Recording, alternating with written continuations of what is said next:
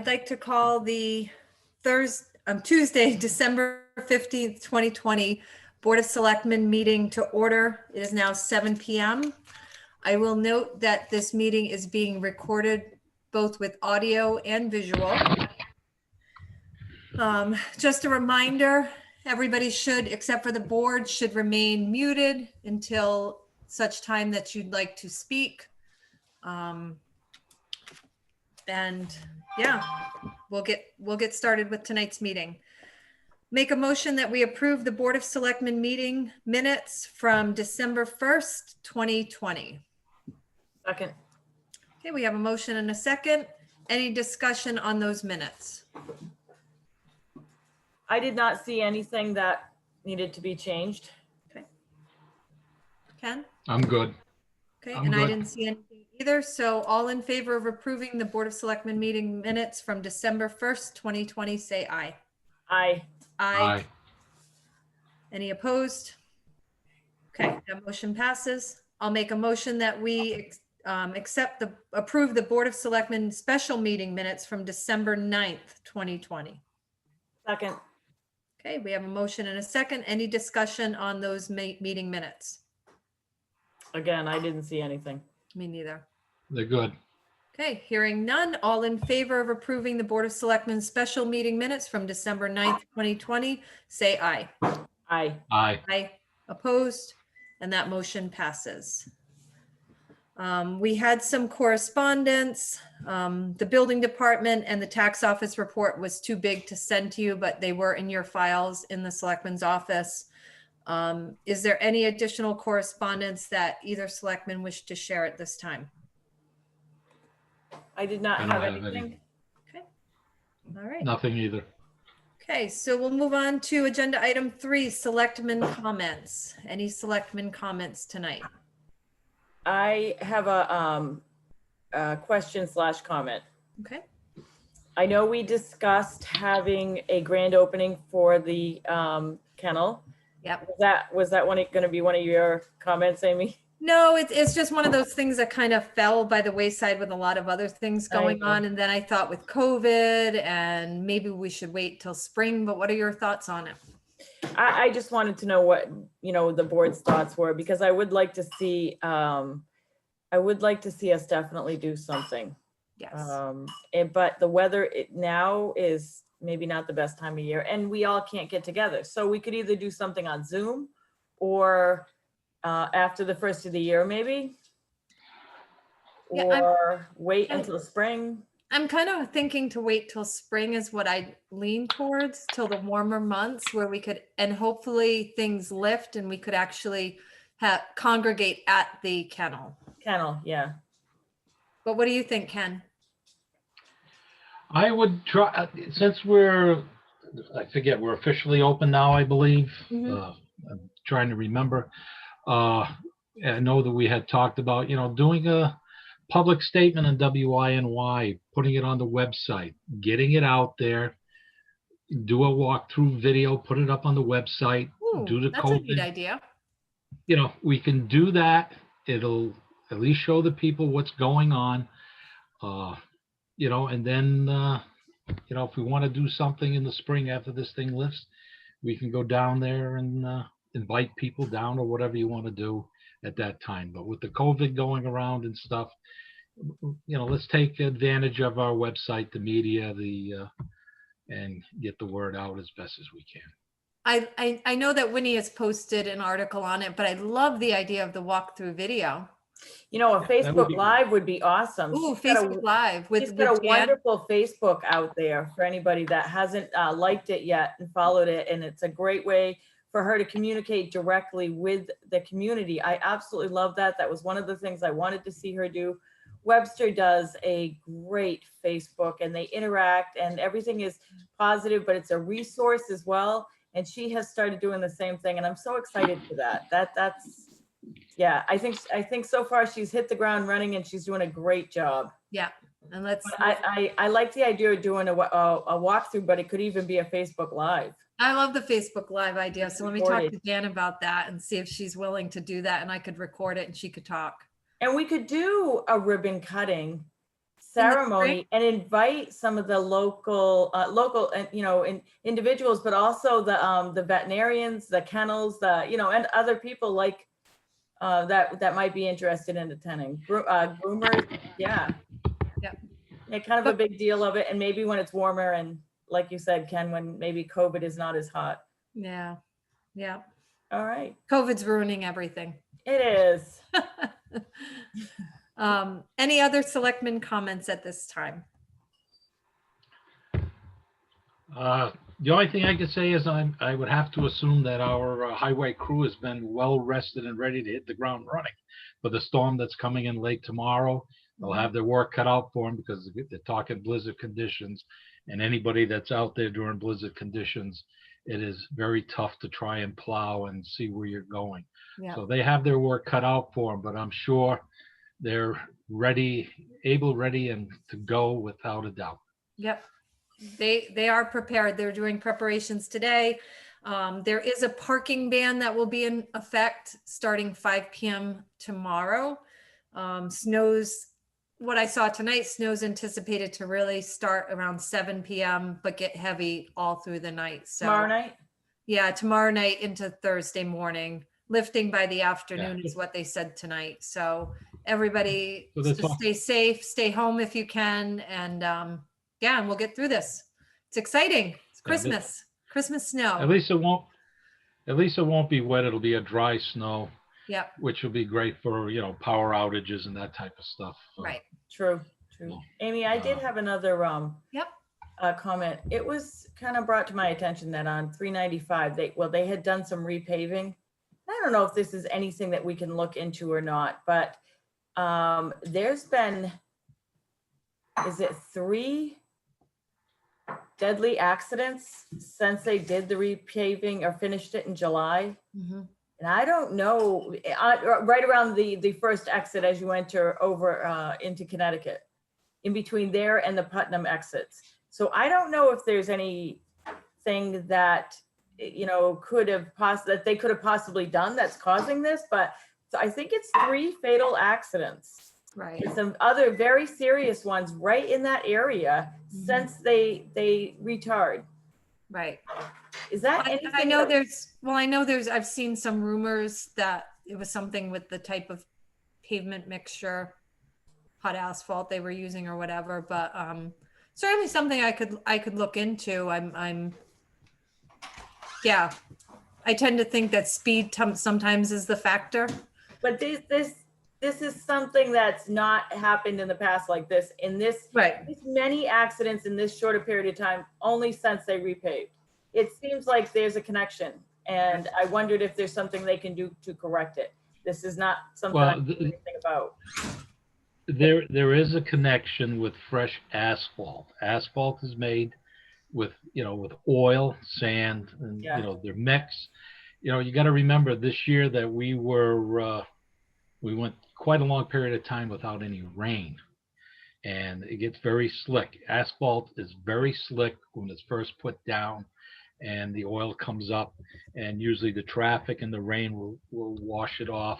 But we were in that hot, dry summer, and it probably didn't wash off because we weren't getting any rain. That's true. It's very common. Right. I mean, Ken's explanation sounds pretty logical. That makes sense, but it would be the whole length of the pavement that they did, and it's only seems to be over the border into the Putnam exits, and it's not correcting itself. So I've heard rumors too that there's something to do with how they mixed it or what they mixed it with or something. I think we should kind of look into it. Yeah. No, absolutely. Yeah. I'll make some inquiries with the state DOT. That would be great. Thank you. You're welcome. Any other selectmen comments? With a beefy agenda, I don't have too much except for I would have said exactly what Ken was saying, talking about the storm coming up, and just to express that residents stay safe, stay home if you can. Let's get through this snowstorm. I'll move on to agenda item 4, citizen comments. Any citizen comments at this time? Feel free to unmute yourself, You could type something into the chat box, or you could raise a hand, but this is a time for citizen comments.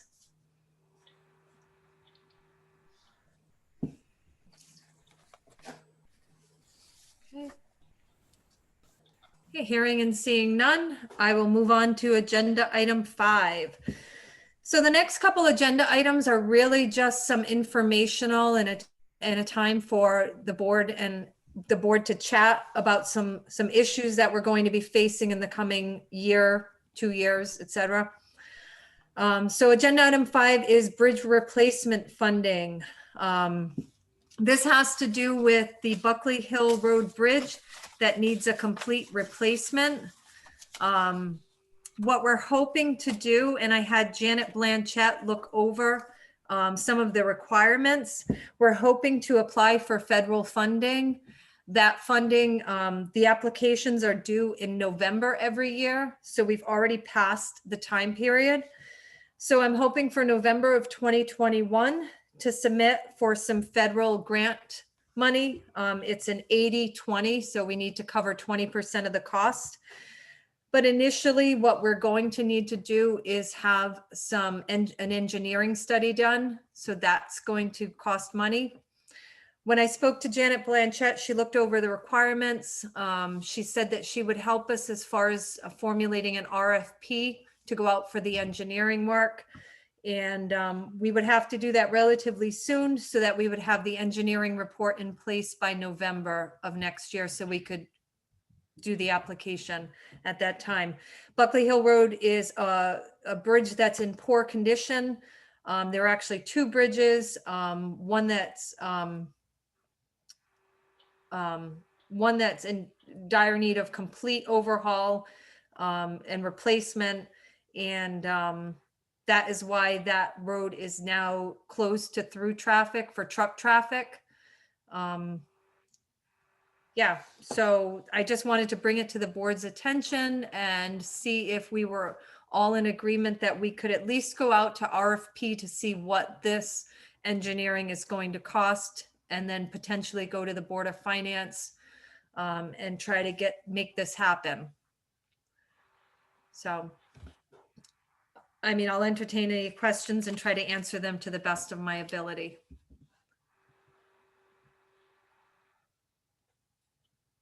Oh, Suzanne, you're on mute. I think that makes total sense. I think we have to investigate. I think that's something we have to do. In creating the RFP gives us the, gives us the tool that we need to go out to bid and figure out what it is that we need. You're saying the RFP to go out For the engineering study. for the engineering work. Yes. The preliminary Yes. design, we need to have a preliminary design in place in order to submit with the application for the federal funding. Right. Okay. Yeah, the sooner we get out there with that, get that done, because it's gonna have to be a budgetary item as well. Right. With the budget coming up, to get some idea of what we know we gotta do 20%. The engineer is the engineer, I think, believes gets factored into it when we did the Aquatic Town Farm Road one. Mhm. And that was like 480,000, I believe, on that bridge. But all the costs do add up, and we do have our 20% that we do have to cover. So Right. yeah, we got to get going on that. Okay. So it's really no action, but if everybody's if you're all in approval with me moving forward and working with Janet Blanchett on a request for proposal, we'll at least get started with that. Yeah, I'm in agreement. Okay. Okay, and agenda item 6 is very similar. I had Rich put together, and I'm sorry I didn't get this to you sooner. I'll just read off what he put together for me. According to the National Bridge Inspection Standard, this is agenda item 6, bridge inspections under 20 feet, potentially for late summer, early fall. According to the National Bridge Inspection Standards, NBIS, in the Code of Federal Regulations, 23 CFR, wait, sorry, I don't have good lighting in my house. Amy, I don't know if you saw, Dick Trudeau had asked a question when we were discussing the Buckley Hill. Oh, I did. I was going to save that potentially for Citizens citizen comment. comments so that we're in Okay. order of the agenda. If that's okay with the board. Yeah, that's fine. That's fine.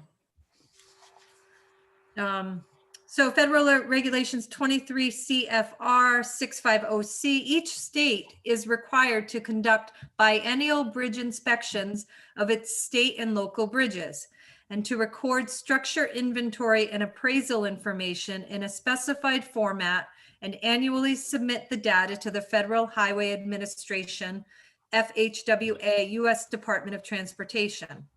After completion of under 20-foot span inspections in 2017, the Connecticut Department of Transportation informed the town of Thompson that they would no longer be inspecting the under 20s for us due to lack of funding. Instead, the towns would be responsible for all future inspections and reporting as per federal requirements listed above. As of now, we are negligent in carrying out the responsibility as inspection should have occurred in 2019. In order to fulfill our requirement, we will need to hire a qualified engineering firm to handle the inspections and reporting moving forward. We will also need to continue making improvements to those structures that have been noted as needing repairs. There are 12 bridges and culverts bridges/culverts under the 20-foot list for Thompson, and each one varies in overall condition. And Rich gave me a list of the under 20s that are going to need inspection. Some of them are satisfactory to better. Some of them are fair to worse that need immediate attention. Approximately 1, 2, 3, 4, 5, 6. There are at least 7 that are fair to worse condition that are going to need some type of repairs. But in the meantime, at this point, we're going to be almost 4 years overdue with getting, 4 years from the last inspection. So we're almost double the time period for getting the inspections done. So what we're looking and hoping to do again is an RFP for bridge inspections under 20 feet to occur. Actually, I put late summer, early fall, but it really could happen at any time. We just have to at least get a feel for what this is going to cost and potentially put it into the budget for this year. It's something that's required and something that we have to get done again. So again, I'm bringing it to the board's attention, hoping to gain your support to move forward and at least get a request for a proposal. So moving into budget season, we'll have a feel for what this is going to cost the town. Total agreement. Okay. You're on mute, Suzanne. Wait, I keep doing that. stay unmuted. I totally agree. Okay. All right. So with that, I'll look into putting together an RFP so that we can at least get a feel for what this is going to cost and hopefully get some, get it taken care of in the coming year. All right. So on to a beefier topic.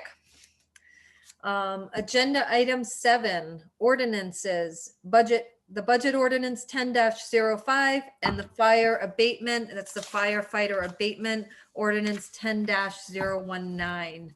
And we'll begin with the budget ordinance. And something that came to light recently in regard to that ordinance that we were not aware of. It's sort of an alternate topic, but it's all about that ordinance. And it's regarding the bonding that we need for the school roof project. it came to our attention by the bond council that when we went to referendum to approve the school roof project, we did not follow the state statutes, which relates to our budget ordinance. And I'll read the state statute specifically. It's Connecticut General Statute, Section 7-9C, dates and hours of referenda.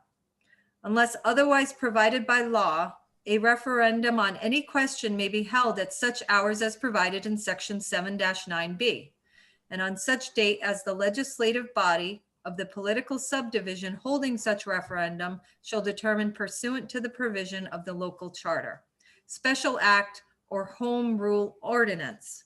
And this is where it applies to us. Or not earlier than the 30th day following the day upon which the municipal clerk, upon instruction from the legislative body, issues a warning therefore by publishing a notice thereof in the newspaper having a general circulation in the municipality. So basically what that says is that from the time that we produce a legal notice, we are not to hold the referendum earlier than the 30th day following the day upon which it was posted in the newspaper. So when we did the referendum back in January of last year, it was not a full 30 days after the legal notice, unbeknownst to us. So bond council will not issue a bond rating, so we cannot go forward with getting funding for the school roof replacement project. So this all relates to the budget ordinance and some of the adjustments that we might decide that we have to make. So we're going to have to hold another referendum to approve the school roof project. And I know Orla's here, so she can answer any questions in regard to what we found out from the bond council. It was brought to the attention of our town attorney, who affirmed that our ordinance is missing language. This budget ordinance is missing language that would allow us to hold a referendum earlier than the 30 days. So that's the first piece of the budget ordinance that I wish to talk about tonight. So town council knows how to amend this ordinance. Yes, yeah, and Okay. he would rewrite the ordinance according to, so that it would follow state statute. All right. So that's an easy fix. Right. So But in the meantime, we also have to consider putting together, and that'll be another topic possibly for a special meeting, to put together legal notice so that we can go to referendum again, because bond council will not bend the rules. We have to go to another referendum. Which seems crazy, but I vaguely remember that we used to do a 30-day, if I'm correct. That it used to be 30 days. When did we switch over to a 10-day or whatever it is that we do now? Don't know. I honestly don't know, Suzanne. All I know is from the time that I've even been on the board, it's always been in that shorter time frame. Maybe I am not remembering it correctly. You know, I wonder, only because Frank's It's in the never- meeting? Does Frank know? It's never come up before, and we're still using the same bond council as in the past. Well, we were told by the bond council that it came up during the Marianapolis sewer bonding, and that we had to go to a second referendum there. For that reason? Yes. So is this any referendum that we move toward the town or go to referendum with? It should be 30 days, Yes. a 30-day notice. See, Unless we alter the budget ordinance to state that we can go sooner for certain reasons. for certain reasons or all reasons? Well, or however the attorney's going to draft it. Frank, do you have something to say, Frank? Did you share something? You got to unmute. I can't unmute you. There you go. Maybe Eileen has memory of something like this coming up in the past. Eileen? Oops. I don't know got if you can you hear me? Yep, Yes. we can hear you. No, I don't remember anything having to do with that, that has happened in the past. Okay. No. Orla, are you in the meeting? I see your You name. don't either? Okay. Yes, I'm here. Okay. Could you enlighten us on what Judith had said to us? So yes, she said that 30 days was required as Amy stated and as she read out from the statute. She said, now this unfortunately Marianapolis was before I started the referendums, but there was 2 referendums held, and she said the reason why the second referendum was held was because there wasn't a 30 days notice in the first one. Now we've used Oh, you're cutting out, Orla. You're gonna we've have. used a pit that I've been involved in. Okay. Can you hear me again? Yep. Okay. Sorry, I'm driving and I'm on my phone. Okay. So basically, any borrowing that we have entered into since I started, we've used Dave Pitney and we've used Judith for bond opinion. Now,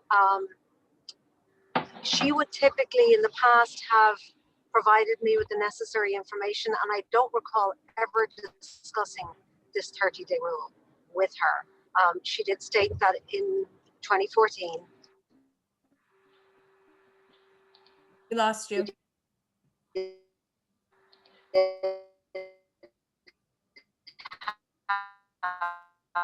Of 2 referendums, and the reason why it was 30 days.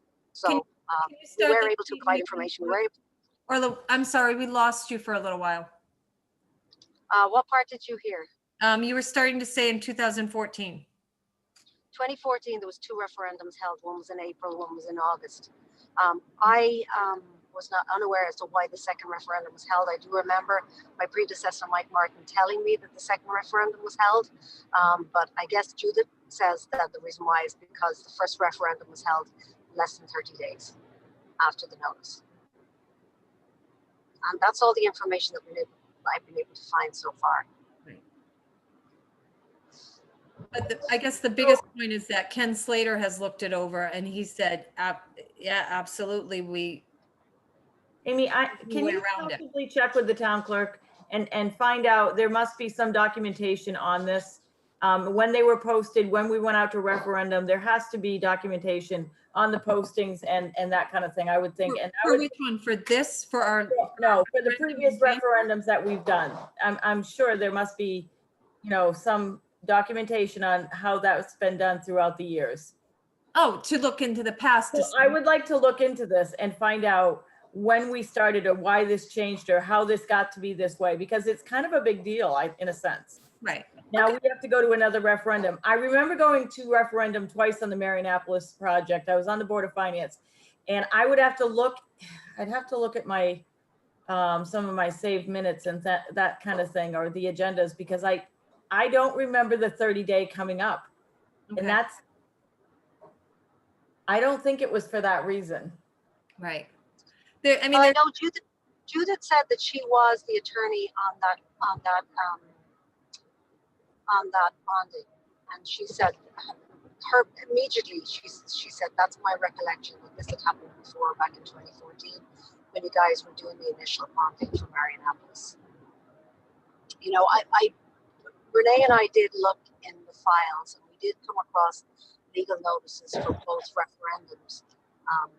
But it's unclear as to why the second one was held based on legal notice. It's the same wording as the first one, I believe. There might be slight change, but for the most part, it's the same thing. Did anyone get that? yeah. So basically what Orla said is that they looked into the referendum from back in for the Marianapolis project. And there were 2 referendums. It was unclear as to why there were 2. But we can research it a little bit more, but I feel like unfortunately at this point, time is of the essence. Yes, I understand what you're saying. And I want to move forward because we can't fix what's past. I still want to understand where and why, but we have to move forward and make sure that our ordinance is correct and that from this point forward, we're at least following the statute accurately. And yeah. So the other portion of, Oh, yep, I'm sorry. Was there anything else, anybody uh, else, uh, either of you want to talk about as far as this subject of the change in the budget ordinance? We'll have to schedule a, another referendum to meet the requirements so we can get bonded. Right. And with the annual town meeting coming up in May, it'd be a good time to take care of the ordinance change. Well, I think we're hoping to do that before then. John Rice, are you available to turn on your, to unmute and talk about? Yes, When would you project us needing to have the bonding in place? Because I'm not sure when the work is beginning on the school roof.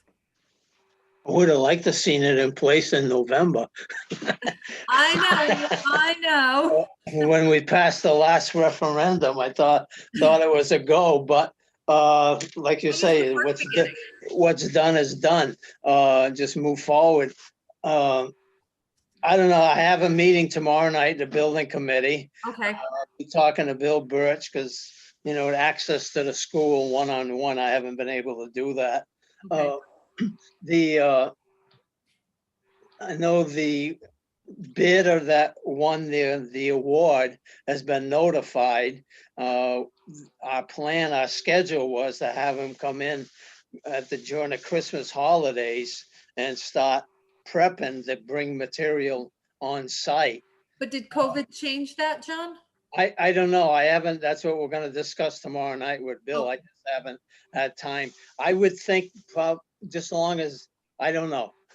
My opinion, as long as they're not in the school, if they're outside the school, Melinda may allow that, but no access in the school, because I know I don't, even for my agenda for tomorrow night's meeting, I met Danielle outside the school, down on the school steps. So, so that will be discussed tomorrow. I probably can get a better, but the sooner the better, I would assume, if that they can start bringing in material and start the process. Comes, after Christmas sometime, there are gonna be some bills coming in. Right. Well, the And then- 30-day, The 30-day payment would probably come into effect. right. The 30-day rule for, as far as legal notice and then referendum, makes it a little bit tighter and tougher. I'm picturing that we'd have to do some type of legal notice for the town meeting to move to referendum, potentially early January. But let's see what your meeting yields tomorrow night. And yeah, and we'll go from there. Does Yeah. that sound good? Yeah, I would just have to check to see what Ty and Bond has notified or discussed with the winning bid, that company. If there's wheels in motion already Right. to do something, then I don't know at this point. I just been waiting for the building committee to meet so everybody's on board at the same page at the same time as I am. Okay. So, Speak- yep, Frank Speaking of- McGarry. Speaking of 30 days, the registrars must give a 31-day notice in the event of a change of a polling place.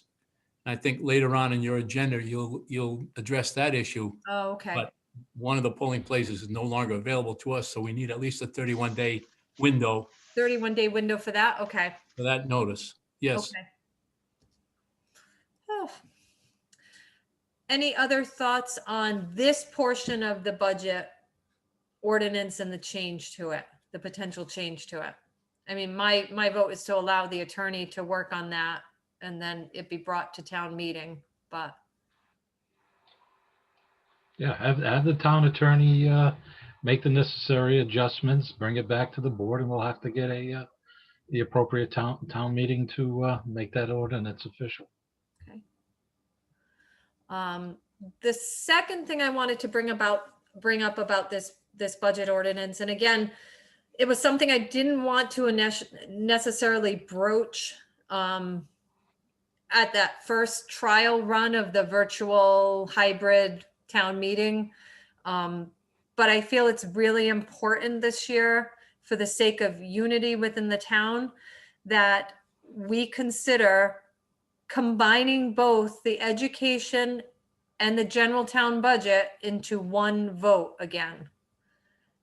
So that's something that I would like the board to consider, and I'd like your thoughts on that. It seems like, as it was brought up by the Ordinance Review Committee, and it seems like both the Board of Education and the Board of Finance, not speaking for them, but in their meetings appeared strongly in favor of combining the two budgets into one vote again, versus having the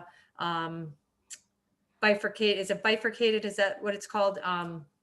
Having them voted on separately, to combine them both as one budget for vote. What is the board's thoughts on that?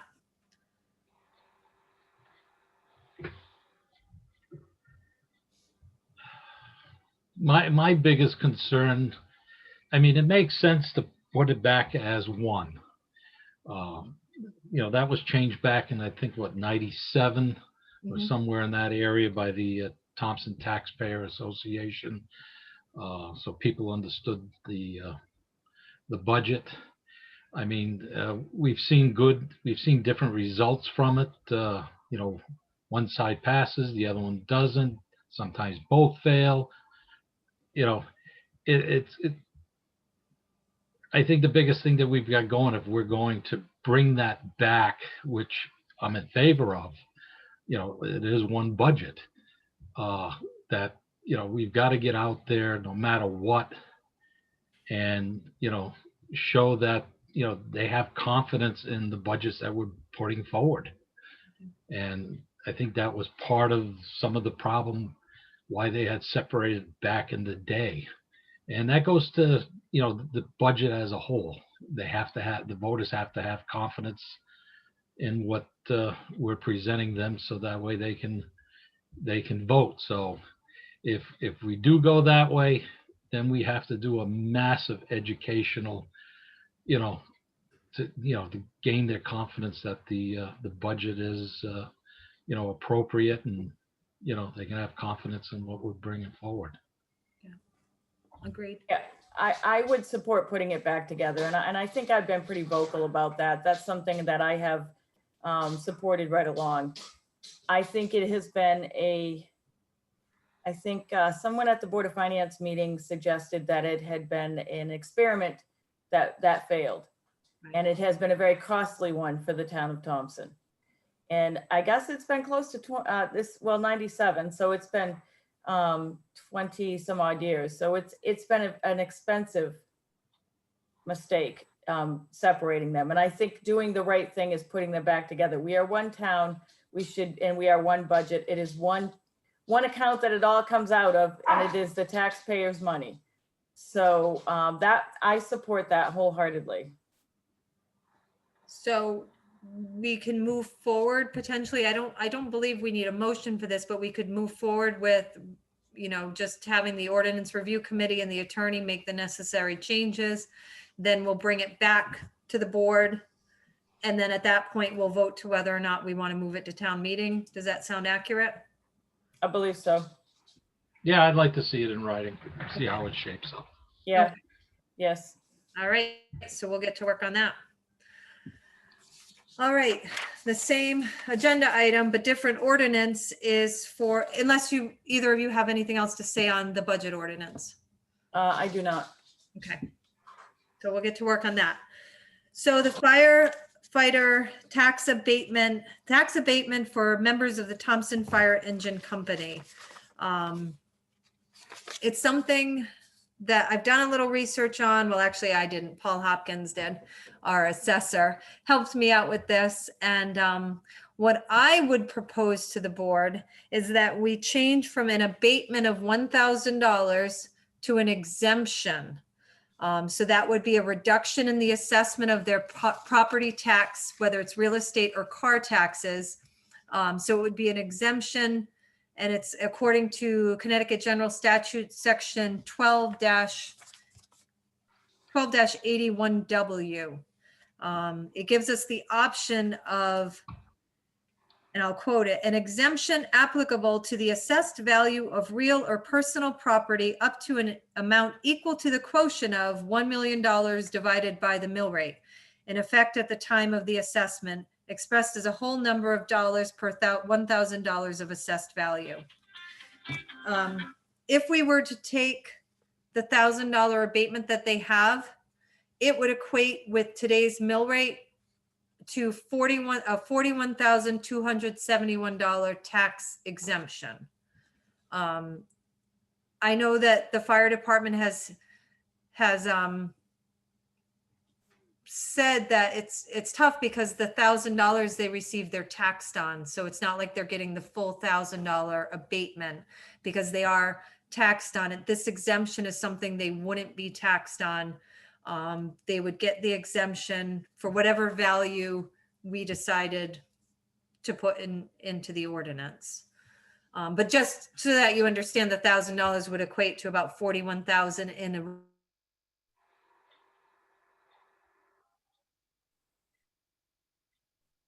I think Amy just froze up.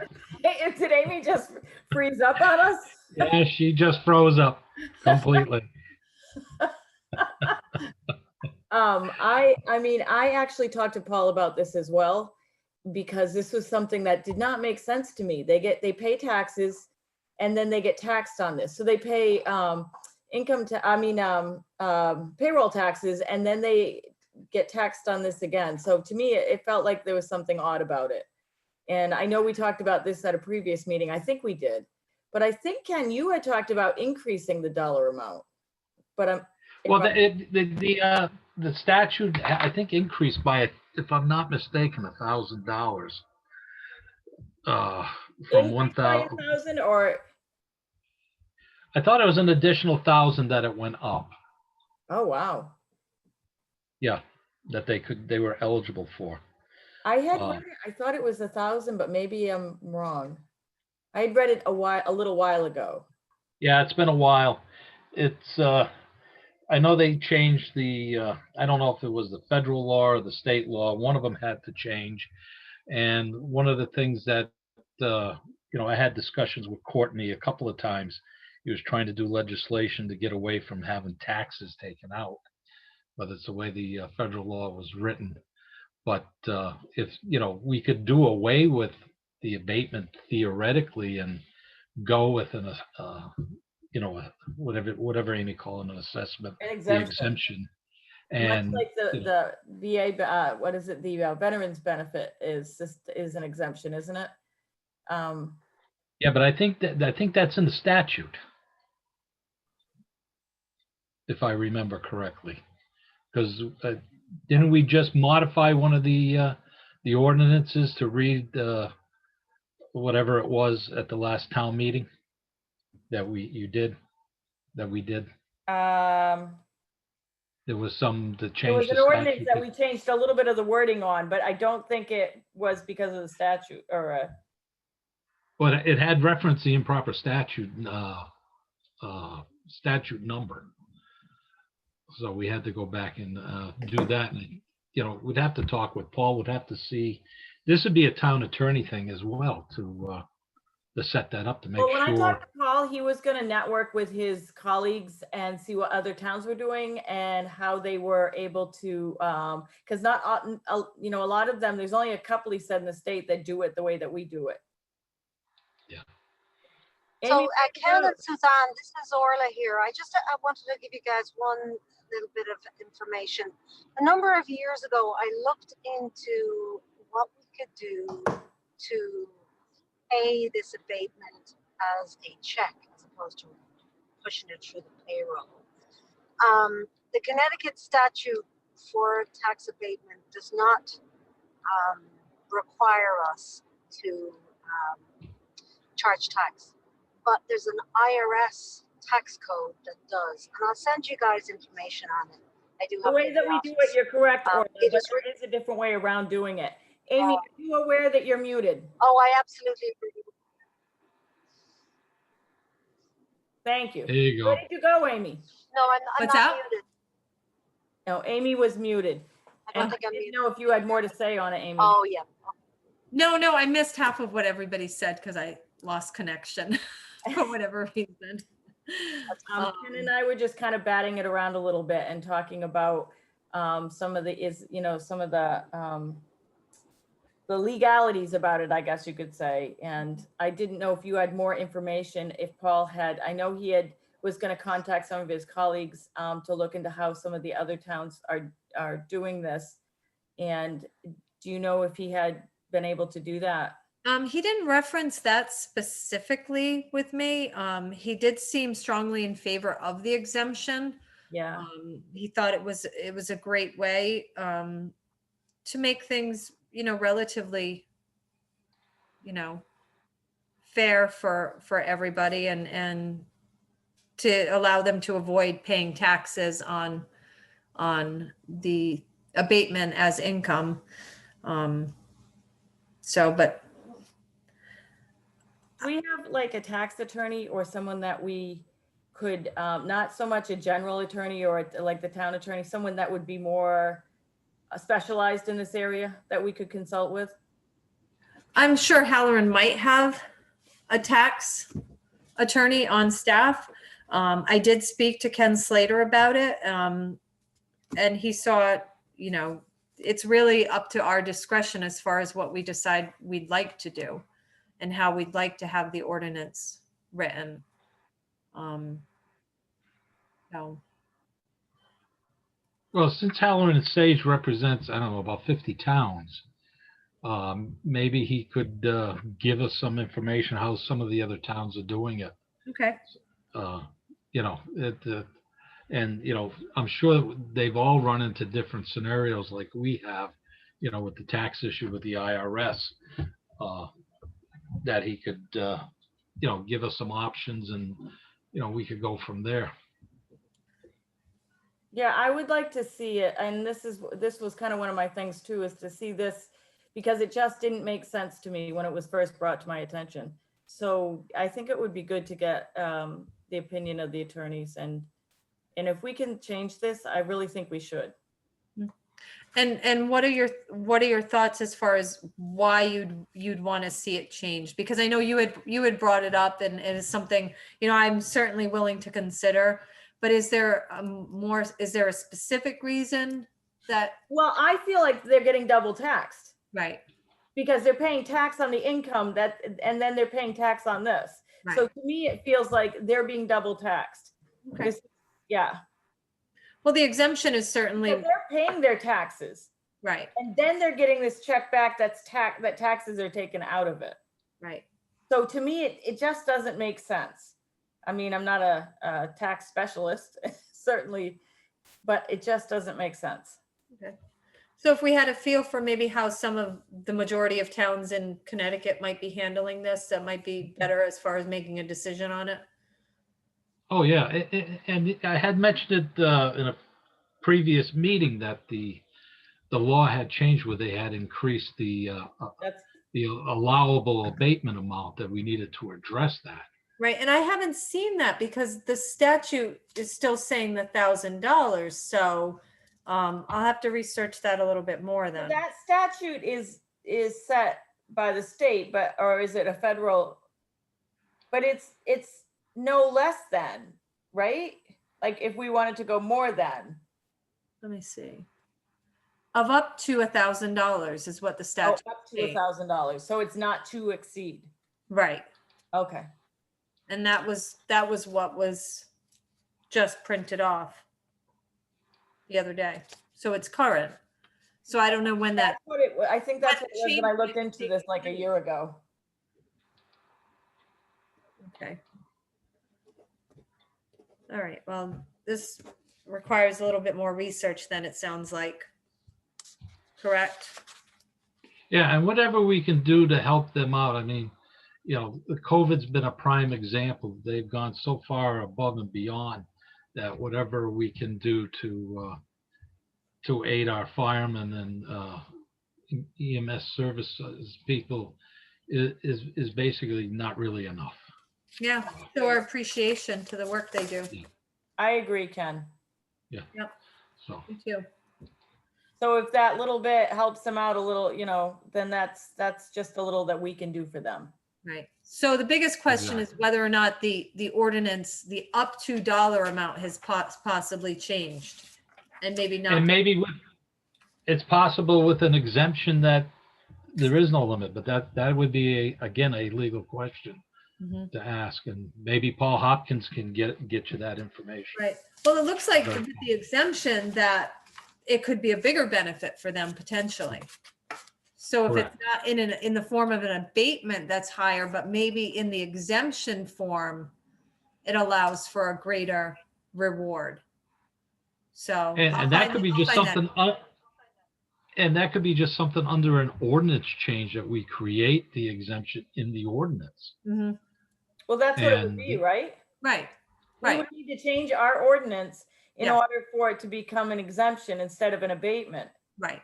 And then it would be reducing their taxes by $1,000 before they paid them. Right.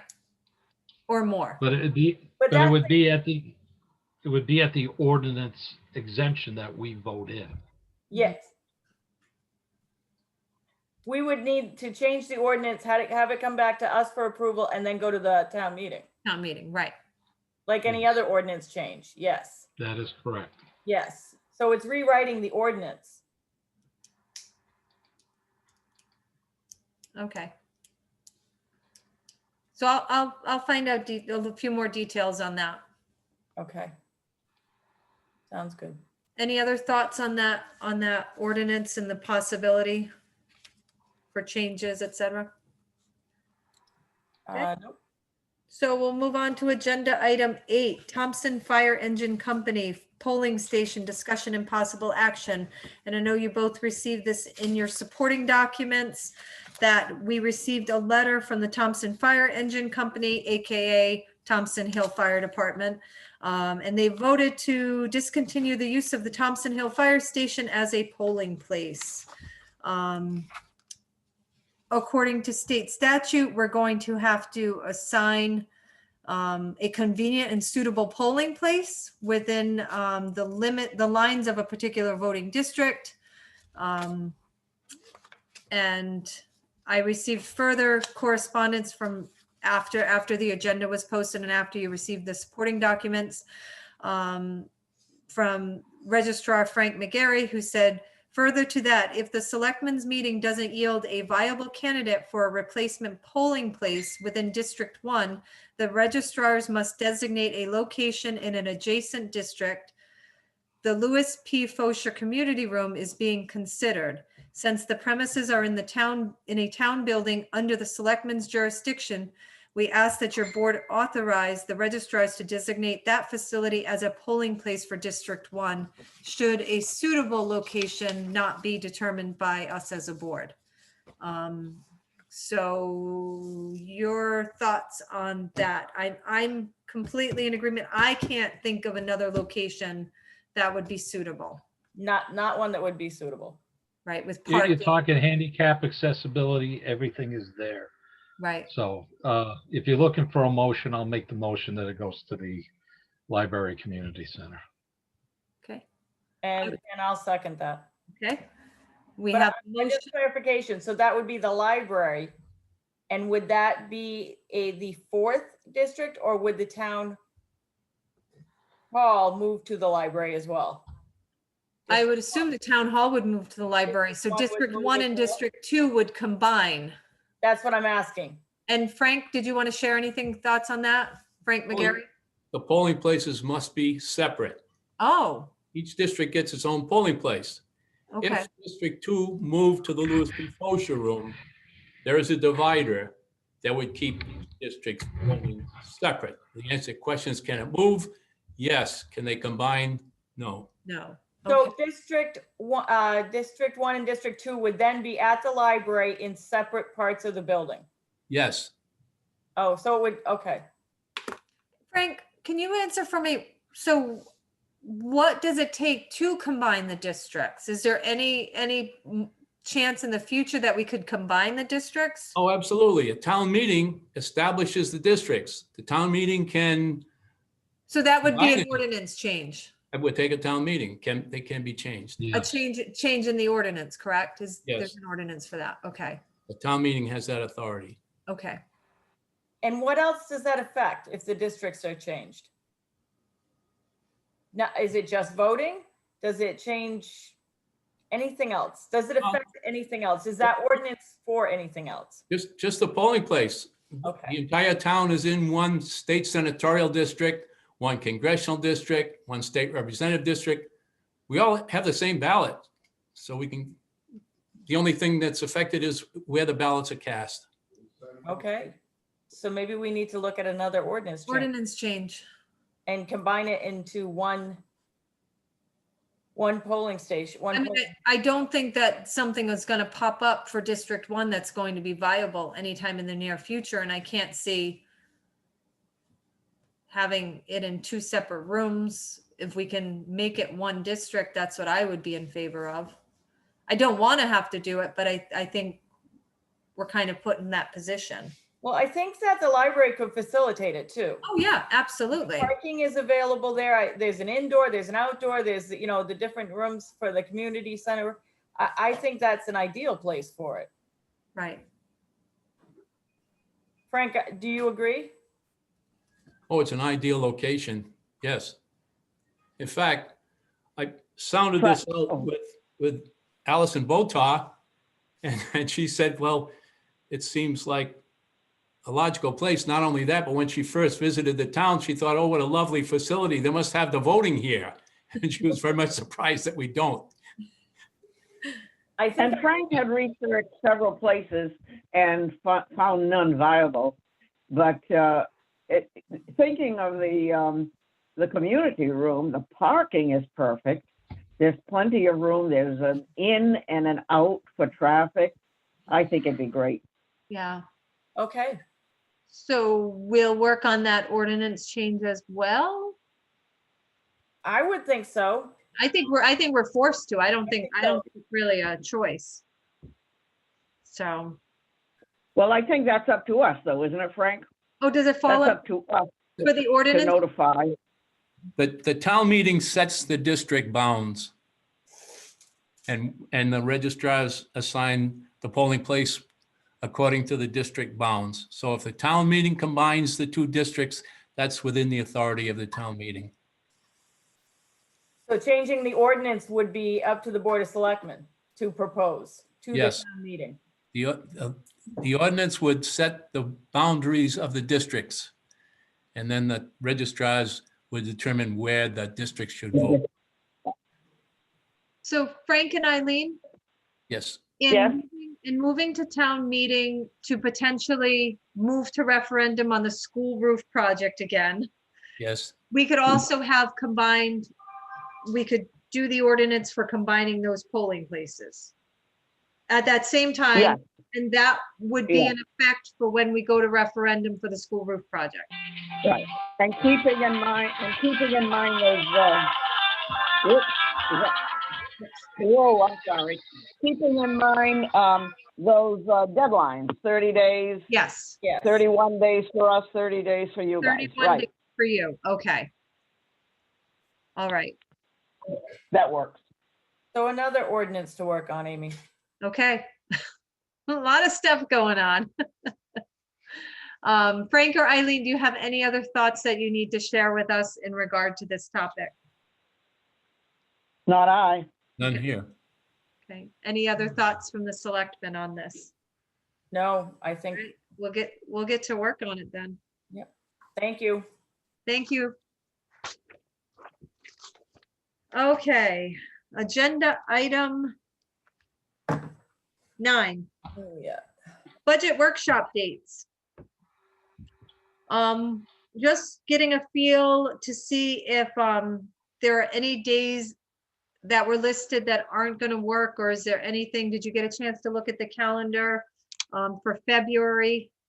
Anything that's not working for you both? Are there any times you're going to be away? Any days we should avoid scheduling? You're not planning on having meetings every day that you've penciled in. Oh, no, I just put in those in for options. And the only reason I kept the 10th through the 14th kind of free is because my son might be home from his base in Oklahoma. He might be home visiting that week. So I was kind of leery about booking too much because he might be home and I miss him. So at this point, we're looking at doing these by Zoom. Is that correct? I believe we'll be by Zoom. I think that's going to work best. I think it's going to work best for everybody. People will be able to share their screen, share their budget. I think it's going to work out pretty well for us that way. I'd like to have a couple Saturdays, and there were only 2 that were really available, the 6th and the 27th. And then evenings I thought would be good for the public, to make sure the public could attend. But again, looking for both of your thoughts and when you might be available or not available. Not available is the biggest thing. Right now, everything is up in the air due to what's going on. I'm open to it. Maybe as we get closer, one of us may have to change something. I don't know. I agree with Ken. Okay. I would really like to see, and maybe by February, we can meet in person to have these, and as well as have them a hybrid, Yeah. and have them by Zoom. Right. I think a lot of the outside entities, the people that work within the town hall, I think they'll be more amicable with meeting in person. Again, depending on what the situation is with COVID. I think some of the outside organizations that come and meet with us may want to do Zoom. I have a strong feeling that things aren't going to lift by February, but and we can be flexible. Yeah. I thought COVID would be gone by July of this year. So Me too. Me too. I was wrong. Weekends. Well, Oh. with the outside ones that we normally get in, they're not real big heavy on our budget, except for Teague is the biggest one I think that we give the most to. Right. And, that'll save them from coming down, do it over Zoom. And, they're basically giving us an update of what has been going on with them to date. True. And we're talking very small pennies. So it would benefit both sides, most definitely. Yeah, and we could do it as a hybrid. Those that want to come in could come in, and those that want to do it by Zoom, and we can just be flexible in that sense. Right. As far as the weekends go, will try to make sure I'm clear. Once we have a set schedule, I will try to work around those. Yeah. And I was trying to keep Fridays open for everybody because it's sort of a decompressed day. But yeah, so we'll stay posted. The biggest thing was, I just wanted to give you the heads up, have you start thinking about it. If you were going to be away, and I'm not completely out those dates that I marked as clear. Even if my son is here, I could still meet on those days as well. So yeah, so we'll revisit it then Sounds good. after January. Yep. All right, agenda item 10, the resignation of Ron Tillin from the Conservation Commission. Make a motion that we accept the resignation of Ronald Tillin from the Conservation Commission with regret. I'll second that with regret. We have a motion and Ron is, any discussion? yeah, Ron has had a very long history with the town, even with the Thompson Fire Department. He's been I believe Frank can verify, he's been a life member up there, and he's been on inlands, wetlands, and conservation when that was one separated out. He's been a great asset. He will be missed. Yeah, and he's leaving because he has moved out of town, so he will be missed, absolutely. So there's a motion and a second. All in favor of accepting the resignation of Ronald J. Tillin with regret, say aye. Aye. Aye. Opposed? And that motion passes. Is there any other business that the board, any member of the board would like to bring to the attention of us? I'm not talking well today. Amy, forgive me if I missed this, but I went to the town hall today and it was closed to the. Oh, yes. We are not closed to the public completely. Okay. We are just so that we can do better contact tracing. We are open by appointment only. So we can track the individuals that come in. We can do a better job logging the time that people come in, the amount of time that they spend in the offices. So if we were forced to contact trace, we could. So the town hall is closed, but open by appointment only. So even if you showed up, even if a resident showed up at the town hall and they needed to see someone in one of the offices, they could call and be let in.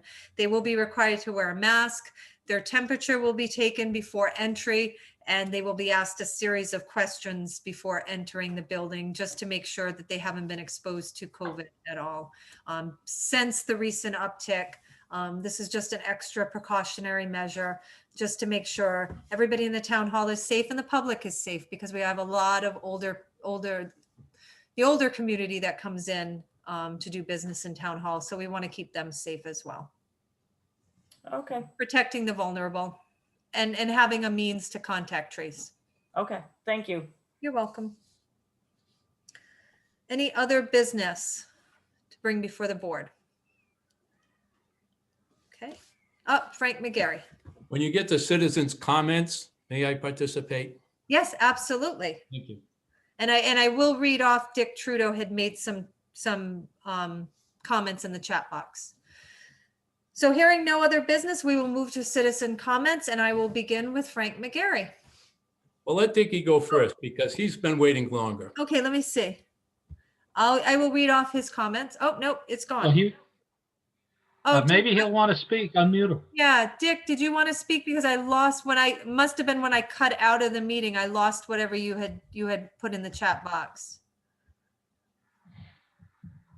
Oh, wait. Oh, he doesn't have a microphone. Do you want to type in the chat box? Okay. Again? All right. I have it here. You have it? Okay. Yeah. Is this the bridge over the old canal? Yes. And has any thought been given to closing that entirely? That was his comment about the Closing Buckley Hill Road. Closing Buckley Hill Road entirely, or closing the No, bridge? he was wondering if it was the old canal. The old Yes. canal, we know we have some repairs that need to be done there. Mhm. That's the one that was reduced to 5 tons, I believe, Mhm. until those repairs are made. But I think the big one is the one over the French River. Right. Right. That's the bigger one that they both need repair. They're both due. They're going to be done at the same time. And we do have the no through truck traffic. And I was on the phone with Lieutenant Charlin from Troop D, and he's going to be assigning extra patrol to enforce the no through truck traffic on that road. So they were going to start assigning troopers to oversee that, because there's still trucks going that route. It's a good cutoff route, and it's seen a lot His of other traffic over the years. Okay, his other question was regarding the bridge inspection item, has the state passed a law that formally transfers the responsibility from the state to the towns? From everything I've been told, absolutely. In 2017, it was transferred to the towns on the under 20 bridges. The over 20 foot bridges, the state is still doing. We were just inspected on all of those.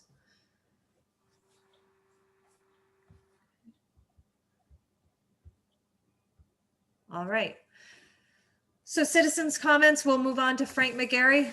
Oh, hey, Ken, can you name off Dick's address for Dottie? I don't know if she saw it. What was? 192 Wager Road. Okay, thank you. And Frank McGarry, you have something to say. Please state your name and your address. Name is Francis McGarry, and I reside at 225 Chase Road in Thompson.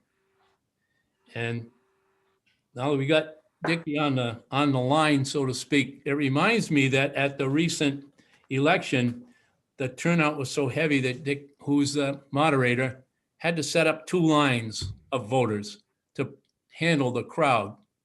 And it makes me cautious about combining voting districts in one polling place, that the crowd may be more than we would want to accommodate. What I would suggest is we move slowly Okay. don't combine the districts, we can move the districts to the Fosher Community Room, but keep them in separate rooms so that we don't have such a backup of voters waiting to vote, which is pretty sensitive subject, especially in an epidemic time. Right. So, Could I ask Frank a question? Yeah, absolutely. How many times in all the years has that happened, though? well, you could ask Dick. He's been there longer than I have. Dickie? It's the first time you've had to separate lines of voters, do you know? I mean, it happens so Yeah. seldom. Dick doesn't have a microphone. He's gonna have to type it if he answers. He said, We did, I think that Audrey knows best. Will you unmute Audrey? Audrey's gonna unmute. Audrey is muted. Can we unmute her? no, I can only ask her to unmute. Amy, if you Yeah. don't mind, John Rice, 39 East Thompson Road.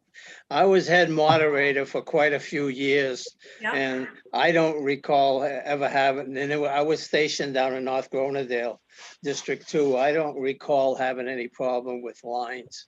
Yeah. And Eileen's unmuted now. Let's see what Eileen says. yes, I remember at 2016, at that time we did, and it was only for an hour, but it was a surge of people. We had to separate the line, but other than that, it hasn't happened before.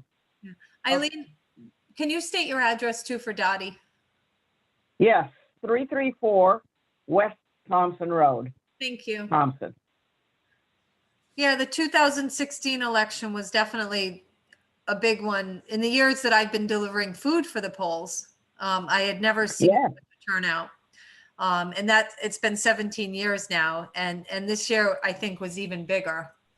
But it was a presidential election. So that's something we thought of.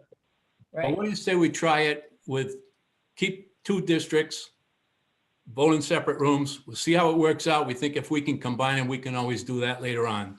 Does that make sense? Yeah. Yeah, but I think couldn't we save a considerable amount of money by doing it combining the districts? You'd eliminate one line of poll workers. Right. Right, meals, poll workers, the prep, all of that. Would we eliminate completely all of the poll workers though, or The just a poll few? workers for one line. Would we though? Or would you need those poll workers? You're just dealing, maybe it wouldn't actually, because maybe you would need double the poll Or workers. checkers?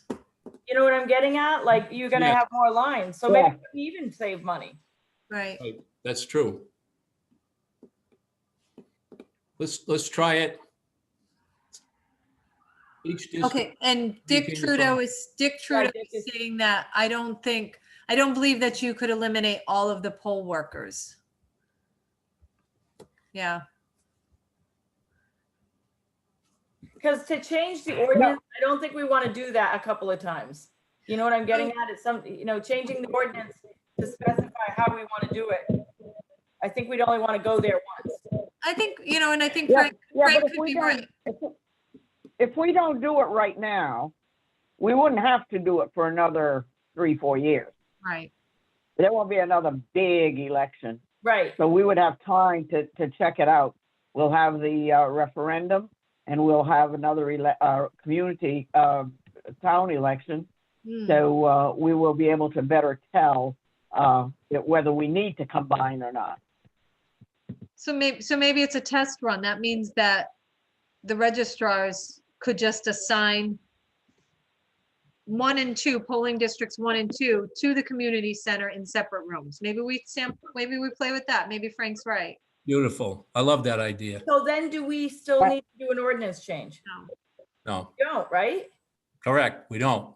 But you have to give 31 days notice to the public before the next. Right. We have to notify the town clerk. Yes, Okay. All right, let's maybe go with that. Okay, then. lovely. Good. Bring your motion Good down. idea. Ken, One more. Yep.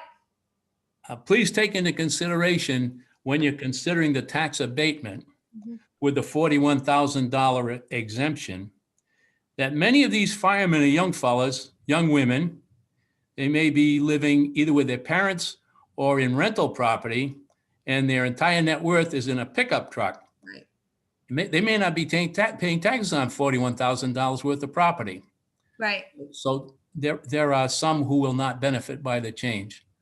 Right. They just wouldn't pay whatever their property tax on the vehicle would be. Right. And Amy, were you quoting the dollar amount that was allotted this What year? would the equivalent of $1,000 would be based on our current mill rate? But were you basing that on what we allotted for this year or what was given out or abated this year? Well, wasn't it $1,000 this year? No, I mean, where the $41,000, is that based on how many firemen? Is that based on? No, that's just based upon what would so we're currently, if we give them an abatement of $1,000, the equivalent in an assessment reduction would be 41,000. That makes sense? If it makes sense to me, yes. Yeah, I get it. You just Yeah. reduce the assessment by that much. Right. And Okay. if you own a pickup truck that's worth $30,000, you don't pay any property tax, Right.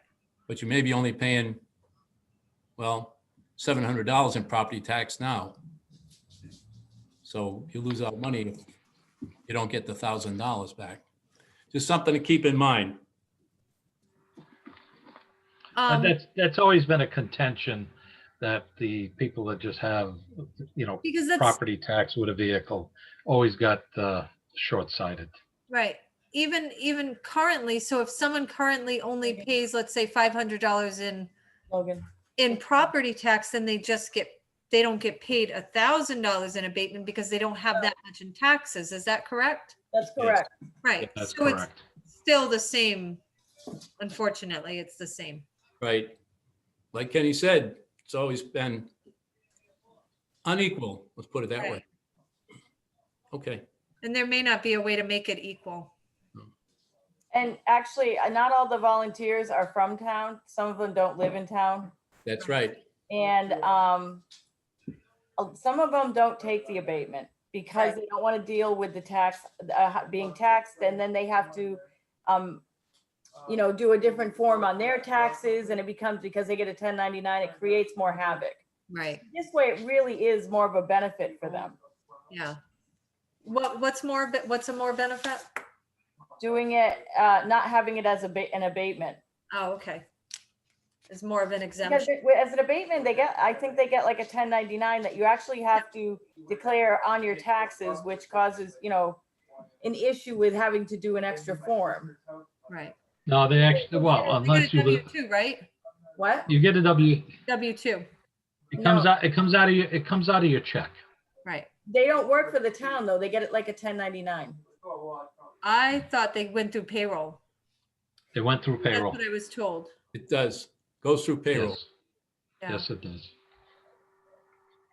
So, Okay. Either All right, way, food for thought. it creates more of a pain in the butt for them. yeah. So. Any other citizen comments at this time? Amy, John Rice, 39 East Thompson Road. Yes, Just a comment on Dick Trudeau's question about the bridge over the canal. Just keep in mind that that's the only way to get into Buckley Hill off of Route 12, or Yep. vice versa coming down Buckley Hill, in that the road that runs parallel with the mill is a private road.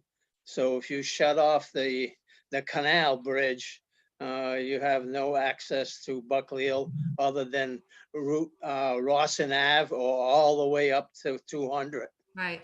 Well, unfortunately, when the work gets started, it's going to be shut down. I don't foresee shutting it down before the actual work gets started, so. Yeah, I'm sorry, but I thought Dick was questioning whether we needed that bridge at all. Oh, The elimination of that bridge, I thought that was, because it's over a canal that's not used anymore. well, the potential right now. It Right. may be used in the In foreseeable the future. Right. Yeah, I don't think it's a thought that we're not going to rebuild it as it is. So, All right, just to keep in mind that my point was that that's a private road in front of the mill, yeah. along the mill. Thank you. Thank you, John. Can I just ask, didn't they just do some work not too long ago on that bridge? 4 or Oh. 5 years ago, Ken, do you remember? But the one by the railroad tracks. They did the railroad crossing. Oh, I thought it was. I don't, the town did some, we laid some asphalt from the canal over to the tracks because that was deteriorating. And that was 4 years ago. Maybe But that, that's the only work that I can remember that was done. maybe that was it. I don't know. Because where River Street and Buckley Hill Road met, it was all breaking up. And I believe we had a water pocket there as well. So maybe that was it.